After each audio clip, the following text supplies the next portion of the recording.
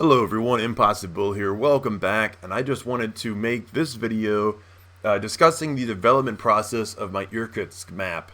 Hopefully this will be pretty insightful for people wanting to make their own maps. This is not going to be a tutorial. I already have various tutorials out there for using the Skillwarz map editor, and there's also other tutorials for using, Unity terrain and things like that. But this is just going to go over my thoughts and my process on how I made this map. Hopefully that'll be helpful for people that want to make their own interesting, pretty detailed, complicated maps of kind of the process I went through and the iterations involved. So, of course, this all just started as an idea in my head. So we start out like this here. I just made this, not just made this, I made this back in the day when I had this idea. This drawing of kind of what I wanted the map to be like. So I was thinking like, okay, it's like a mountain base, right? Like abandoned Soviet base. Classic idea. So maybe we have like a road coming in here that's off to the side of the map, and then we have like one building over on this side, and some paths through like valleys kind of through this mountains here. Of course you have like the big mountain here, and then the cliff here, and then you have the other half of the base on this side. And then I always like to have like some sort of like unique kind of features on my map. So originally what I was thinking of is I could have a cave part here. Like this would be kind of like this overhang looking thing with this roost up here. But the thing is that you have to also think about how easy things are going to be to add to the game. And OMA doesn't like to have a lot of stuff that is needlessly enclosed, like has a roof on it or is underground or whatever, because you have to add light probes, which is just takes forever. So for something that doesn't really add anything to the gameplay, like it's one thing if you have like a building with part of a roof on it or whatever. But for something that is enclosed for like no reason, I decided to not add that. And then another feature I would have had, so like this bridge here, I still have it in the final version. But this was originally kind of a very long bridge, but it's hard to get across. The main other thing that I didn't include was this. I was going to have an underground water, underground tunnel that was mostly filled with water, and you would come out here. These purple numbers, by the way, are elevations. So like this water level would have been at -3, just relative to whatever. Not relative to anything. But it would have been like 3 below this. So you would have had a tunnel that was underwater, and then it slowly sloped up, and you kind of pop out above here. But that was just another one of those things that it would have been hard to add using realistic materials, and it's just kind of gimmicky. Like it sounds cool, but like realistically, it's like, okay, you accidentally fall in the water, and now you gotta go out through this long tunnel. Like, so what? Like, so I decided to not really add that. So what I did, the first thing to do for this, to plan this idea out, was I made a map out of prototype blocks. So we have kind of this roost up here, and you basically 3-lane design with this thing here. And why this is so important is you want the scale of the map to be right. You don't want to just start putting a bunch of stuff down and making your Unity terrain perfect, and then like the map feels way too small or things like that. So this first prototype design is very important to make sure your scaling's right. And you want to play a few rounds on this and kind of suss it out. Like for example, this area felt pretty good, but when I had these like really long sight lines here, they kind of felt too long. And like this obviously is way too open. So in the final map, I tried to.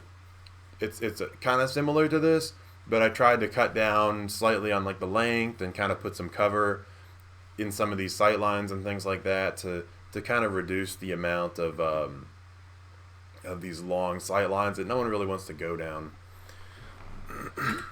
So next up here is I decided to get rid of this thing and put in a terrain here. Now on this map actually has 5 terrains. I don't recommend this, But the reason I did it is just because I was really new with working with terrains, and it just felt very unwieldy to me to make a giant terrain to cover this whole map. However, if I was doing it now, then that's what I would do. It's not the end of the world to have multiple terrains, but you run into a couple things. One, it's slightly worse on performance, and two, you're going to have seams in the terrains. So you'll see that where the terrain boundaries are, I tend to have this like blue ice type of material that I think it looks pretty good, but it's actually there to hide the seam of the terrain. Because if I use the snow texture on both, like it looks kind of like an ice. Well, let me just find what I'm talking about here. That's a good example. So like here, like this looks like it's kind of like this ice flow, like onto the snow. So it looks pretty cool. But that's actually just a seam in the terrain, and I had to do something there because if I just made it snow, it would look super weird. So that's what I'm talking about. So I wouldn't recommend using multiple terrains, generally speaking, but that's what I did here. So this, as you can see, I kind of have it sketched out with the rock assets, and I have a couple off to the side here just to remind myself kind of what the different ones are, to get the basic shape here, and I sketch out the terrain. As you can see, this terrain is more finalized now. This one's just in the way, just ignore that. But the shape is more finalized. It hasn't changed a whole lot even to this day. As you can see, I got the next terrain coming up here. So there's a big step. So there's a few things going on. One is you can see this terrain ramps up, which I meant, was intended from the start that you're going to have, that this part of the map's going to be higher than this part of the map. Makes sense because you're between a mountain and a cliff, so why would you have a perfectly flat map? So this asset, like this thing here, this wall, these are pre-placed assets, and this rock here. But like this ridge here is just done purely in Unity terrain. Obviously this is Unity terrain also. It does look kind of weird when you have something that's so stretched out like this. It kind of stretches the texture, and it doesn't look quite as good as it could have. But for something that's more mild, this can look really good and really natural, playing around with the Unity brushes and things like that. What am I saying? The terrain painting brushes in Unity, Unity brushes. You know what that is. So to recap, I'm kind of at one section of the map at a time, replacing my prototype design that I mostly liked, or at least had kind of the right scale, and replacing it with a more natural section. That's kind of the, in the grand scheme of things, that's step 2. Like step 0 is initial planning, step 1 is the prototype map, and then step 2 is replacing the prototype parts with natural looking parts. As we can see, going further on here, just kind of more of the same. This middle terrain's slowly getting sketched out. So now this middle terrain is mostly done. As you can see, this seam here before I added the blue in looks really weird. That's why I added the blue ice. I decided I wanted to have my lake here, and this is the part, of course, that I was mostly working on. So this part just wasn't done yet. I decided to put a nice bridge across the lake, and something that I always talk about is like kind of the theme to a map. Like what is your map? Like it shouldn't just look like a random collection of objects, right? Like you go to like any classic, Call of Duty map or something based in real life. Like what's one thing if it's Halo or whatever, but like Call of Duty or Battlefield or something. And even if the map, like on really close inspection, doesn't make much sense, when you're in that environment, it looks like some real plausible kind of, type, area that you would find in real life, a really plausible type of environment. So one thing I was thinking about that I had in my mind when I was working on this is like, okay, we have a building here and a building here, but how did they make the building over here? And then like, what is it for? I don't know. I don't really know what it's for, what either of them are for. That's kind of the mystery of some of these things.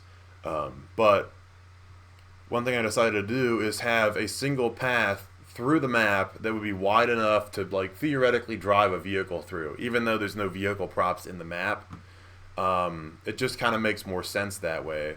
So this is not a great angle here, but it's like, because this is going to be like a road to go to the base. So up through here, across the bridge, and then down here to the other base is the vehicle path. And you'll notice when you play on the map that that entire thing is like wide enough and kind of flat enough that you could drive like a Jeep through it or something like that. That was kind of the idea. So that's why I have this bridge. I know the bridge looks like super clapped. I mean, obviously that's the whole point of that appearance, but that's kind of the idea of why I added that and why some of the map looks like it does. So here we go. This is I still think this looks really cool. With the bridge put across here, and of course I added ice into the lake and some water and the slope here. You got a ladder coming out. As you can see, this was for very basic testing, so I added some spawns in here just like floating in midair because I wasn't done with this part of the map yet. As you can see, I'm also starting to add barriers in, so you can't like if these barriers weren't here, you could like parkour from here up to here and get up top of the map, but I didn't want to do that. Didn't want people to do that, I should say. So, but the thing to remember with adding barriers in is you really want the map to be, you really want them to be in places that are extremely hard to access or just impossible to access as far as you know. Because people can do stuff like, for example, jumping on heads and things like that to access parts of the map that would normally be completely inaccessible, even from like the best parkour methods. So you still have to add barriers for things like that. Let me go to a different slide to have a better example of this. You still need to add barriers for things like that. Like I didn't want people jumping on here, so I put a barrier here. There's kind of barriers on around these things so people can't like slowly hop up the rocks and go up there. Same thing with this. I kind of forget why. This one kind of doesn't even look necessary, but I think it's mostly so people can't. What was the idea with this? I don't remember why that was there. But the main thing is like this middle section here. Like I don't want people getting up here. So even though if these barriers weren't here, you could like parkour up here with like really good parkour skills. It doesn't really look like it's a place that should be accessible. So having these barriers here that are invisible is not that much of a problem. However, on the other side of the map here, like I had this ridge and these things blocked off. And then even on the completed version here, ignore that this part is deleted. Even on the completed version here, this clearly doesn't really go anywhere. It still looks like a place that would be accessible because you can jump over these or just climb up this hill. So this area, I put a visible barrier in. So obviously you can see that it's not accessible, even though it's just there for aesthetic reasons, of course. But you really wouldn't want this to be a clear barrier because it just looks like you could go over here, and if it was your first time playing the map, you just run into a wall, So, but then again, even with the visible barrier, there are some props here that kind of indicate that you're on kind of a boundary of the map, even though it looks like it's a boundary you would normally be able to cross. But you really want to have it one of two ways: either a mild boundary with a visible barrier, or a almost perfect boundary, and then you can do invisible barrier instead. You don't want to have invisible barriers in the middle of nowhere or on stuff that looks like you should be able to cross over it, which is a point I've repeated many times in the past. But anyway, where did I leave off here? I think right here. So next up, I added this terrain here, and then I finally decided how to fix the seams by adding the blue stuff in here. Then I added this building here just for testing. So I actually do like the style of these buildings. I think it works well. The reason why I didn't leave them like this is just because they're not versatile enough. This one especially because this part of the map is kind of lower down than the middle area here, which this one is too, but not quite as extreme. It's easy to spawn trap people out of here if you just kind of crouch behind these hills up here. So you'll notice that in my in the new building, there's ways that you can easily access this way, and then there's also the building on, well, both of them, but especially this building is 2 stories, so you can shoot people from the upper floor, or you can actually climb up behind the building and like head glitch behind the roof and shoot people. Kind of an Easter egg. So here we go, some more incremental development. Added some CTF flags, some domination points for playtesting. So this is where I got the map to a good enough stage where we kind of move into stage 3. Like we've figured out basically like everything important about the map, but we just want to go into fine tuning and really understand kind of like how well the spawns work. Like, are people getting spawn trapped too easily? Is one side of the map more balanced, you know, a place to play than the other? What am I trying to say? You know what I mean? Like is one team going to be stronger than the other because of the map design? Things like that. So this was good enough to play test this on, and then you want to go in your map and bring it in game and hopefully get a lot of people in, at least a 2v2, ideally more like a 3v3, and play a good number of rounds and enjoy your map and play on both sides of the map with varied teams. Stronger teams, weaker teams, you know, playing off of both spawns of the map, and really kind of have a feel for not only just which stuff is stronger in general, but also if, like for example, when you have stronger players, they're going to spot and find and take better advantage of little like head glitching spots, Easter eggs, parkour spots, little things like that. So you not only want to try to kind of evaluate and get a feel for the general balance of the map, you also want to try and have where both sides of the map have an opportunity for these kind of advanced tactics to come into play.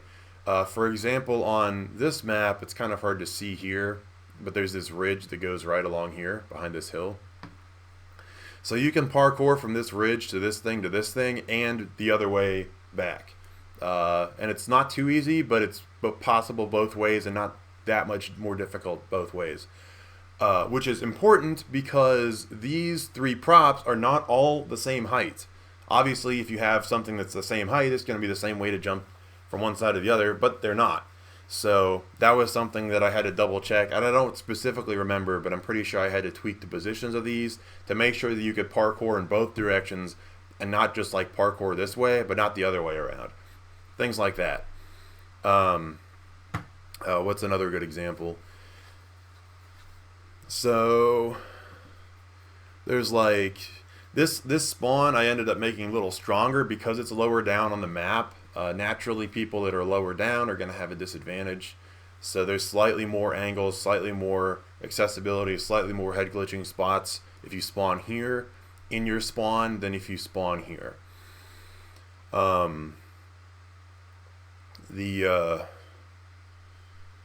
was I saying? Head glitching spots, whatnot. Yeah. What else?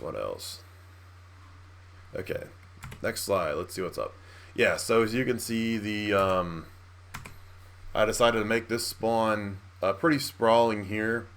So you can easily go out of your spawn building and get to this passage, but you can still go through here. There's also a ground floor, 3 ground floor exits and a second floor exit up here, and there's an exit in the back. Added some props in. So I added in now this spawn. This building height I did not get right the first time. So you'll see this building grows taller over time here. So I think that's one. Yeah. You got taller there. I think I even had to make it taller again. I kind of don't remember. Oh, and then obviously the second floor of this map here, you have this ramp going straight onto this, because this is kind of a steep hill. So I added in some girders and things, kind of the idea is you have a roof that's mostly blown off or collapsed or whatever. So this is mostly finalized now with these roofs. I decided to put in this radio tower, so let me go back a couple slides. Yeah, put in this tower here, and then it's hard to tell, but I added snow to every single little thing on the tower, which is actually not that hard because the tower itself is made out of repeating geometry, so you only have to take it's like 6 repeating parts, copy them and move them up so they rest on top of the ones, and change the texture to snow, and then take each of the 6 and then just shrink them down a little bit. Then copy and paste again all the way up the tower, so it wasn't really too hard. This spawn, as you can see there, is yeah, I accidentally deleted this, but I have a backup, so it's going to be in the final game. But let's see here. Yeah, so this spawn here, I added a bit of a walkway out to here because this one you almost have the disadvantage where you're only spawning right in the middle here, and you have less, even though you have a better position, you have less accessibility. So I wanted to add this flank route over here, so you're not just completely stuck if people are shooting you over here. You have a bit of, you can kind of do something a little bit better there. There's also this, let me go back a couple slides. This raised part here, there's a nice head glitch spot that looks straight this way, so there's good defensibility there. For this spawn, the idea is more that you end up over here and are looking straight this way. But you could also do some really interesting things going farther back. So as kind of a final tweak, I wanted to add like the entrance road that goes to this base area thing. So I got my terrain roughed out here, and then the terrain finalized with the some more blue ice to kind of hide the gap and things like that. So I forget what even the difference is between these two.